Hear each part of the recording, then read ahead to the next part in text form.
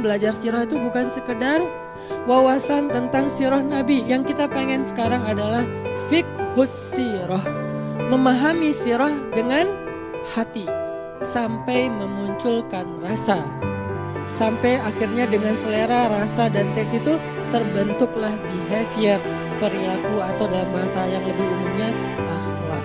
Makanya kita berharap belajar sirah kita itu muncul rasa di hati kita, seperti rasa yang dirasakan oleh para sahabat. Kita mungkin pernah dengar cerita sahabat yang cinta banget sama Nabi, sampai kalau misalnya jauh dari Nabi dia jadi sedih ketika Nabi sedang sakit keras. Kemudian Nabi berdiri di atas mimbar, Nabi bertanya, mungkin setelah hari ini saya tidak akan bertemu lagi dengan kalian. Kata Allah, fadhkuruni azkurukum, ingat aku ingat kalian, diingat oleh Allah. Itu yang paling berharga. Karena kita ingat Allah terus, Allah ingat kita.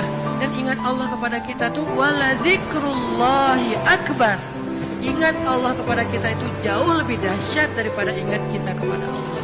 Makanya kalau kita spontan ingat Allah, Masya Allah, ini nikmat dari Allah. Allah juga akan spontan lebih dahsyat dari itu ingat kita. Nih hambaku, nih hambaku, nih hambaku. Sehingga ketika Allah punya hadiah untuk hamba-hambanya di muka bumi, kita duluan yang diingat. Kesini dulu sebelum yang lain. Kenapa? Fadhkuruni azkurkum. Ingat aku ingat kalian. Mention Allah dalam setiap aktivitas kita. Memulainya Bismillah, menyudahinya Alhamdulillah. Di antara keduanya kita bisa bilang Masya Allah, kita bisa bilang Subhanallah, tetapi awal dan akhirnya Bismillah, Alhamdulillah.